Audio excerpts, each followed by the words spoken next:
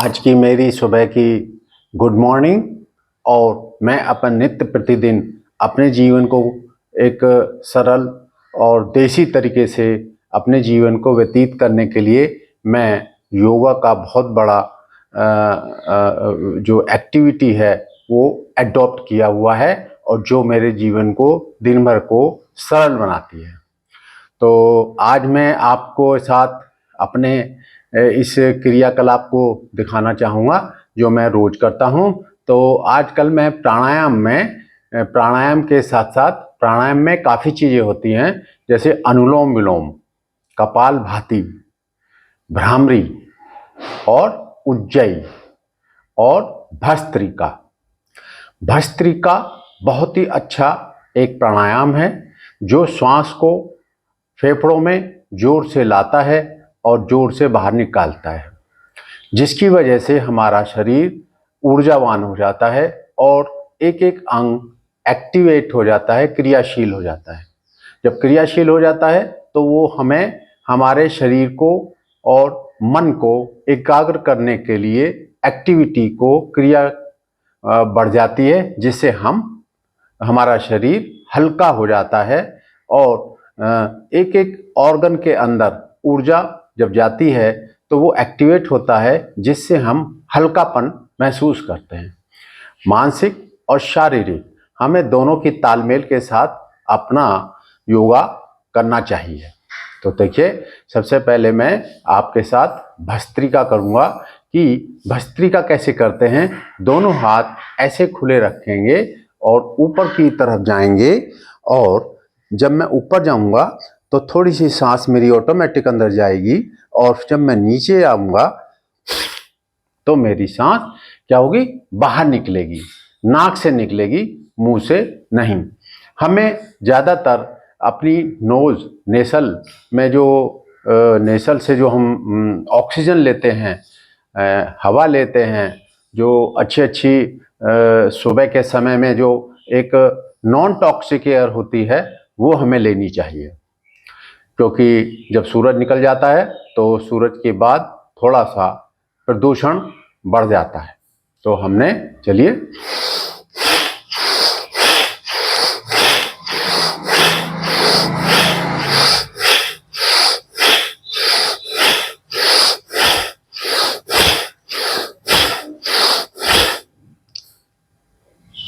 जब हम 5 से 7 जितना हमें अच्छा लगे हमें उतना ही करना चाहिए। वैसे योग अभ्यास एक हठ योग है, लेकिन हठ योग में हमें हठ भी उतना ही करना चाहिए जो हमारे शरीर के लिए लाभदायक हो। लाभदायक चीज़ ही हमें फ़ायदा देती हैं। हमारा खान पीन बहुत सात्विक होना चाहिए और हमारे को सुबह उठने के बाद 1 गिलास गर्म पानी के साथ अपना अभ्यास शुरू करना चाहिए। इसके बाद हमें मेथी अवश्य खानी चाहिए।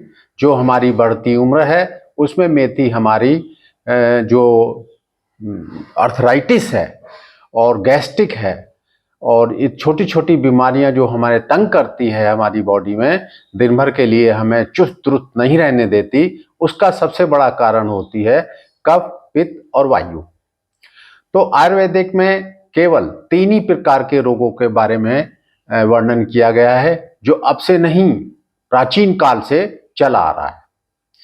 तो भस्त्रिका जो हमें अंदर ऊर्जा दिया और हमारे कफ नाशक होगा, क्योंकि जब ऊर्जा जाएगी तो हमारे अंदर कफ की प्रवृत्ति नहीं पैदा होगी। चलिए मैं एक बार फिर आपको अपना भस्त्रिका दिखाता हूँ। भस्त्रिका एक धूकनी की तरह काम करती है। धूकनी जो लोहार होता है, और लोहार जब अपनी धूकनी जलाता है तो आग धधकती है और लोहा गर्म हो जाता है।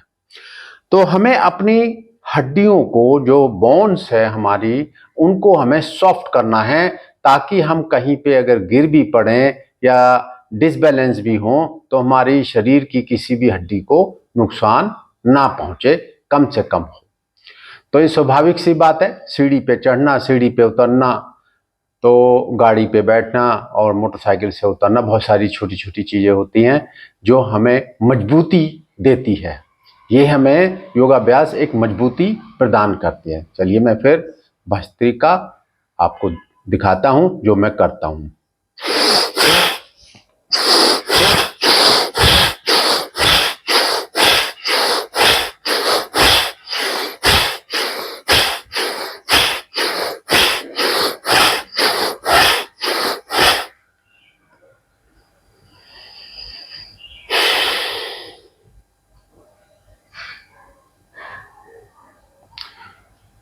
हमें एकदम ध्यान मुद्रा में आ जाना चाहिए, ध्यान लगा देना चाहिए, जितना भी आपको अच्छा लगे, इसकी कोई लिमिट नहीं है। और ध्यान हमें क्या करता है कि हमारे मन और शरीर को एकाग्र करता है, जिससे हमें पॉजिटिव चीज़ों का महसूस होता है।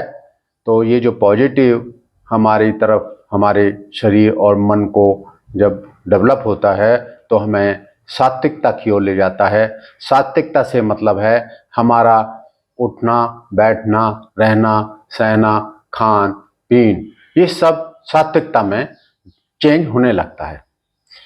कोई भी तली हुई चीज़, भुनी हुई चीज़ खाने से हमारी गैस बढ़ती है, और ठंडी चीज़ों को बिना सीजन के खाने से हमारा कफ बढ़ता है। और तली हुई चीज़ों को या कठोर चीज़ों को खाने से हमारा पित्त बढ़ता है। तो खान पीन के साथ हमें अपना योगा करना है। जैसे मैंने भस्त्रिका भी किया, तो भस्त्रिका मेरे मन और तन को एकाग्र करने के लिए बहुत ही लाभदायक है। तो इसके साथ मैं आज आपके सामने आया, और आपको ये मेरा अच्छा लगे तो आप मुझे लाइक और सब्सक्राइब करें और शेयर करें, क्योंकि मेरा जो है चैनल वो डिलीट हो गया, ऑल ऑफ सडन उड़ गया। तो आप मुझे सब्सक्राइब अवश्य करें, जिससे मेरे मन का मनोबल ऊंचा होगा और मैं ये कर पाऊंगा। तो आज के लिए मेरे इतना ही, और मैं फिर आपसे विदा लेता हूं और अगली सुबह फिर आपसे मिलता हूं।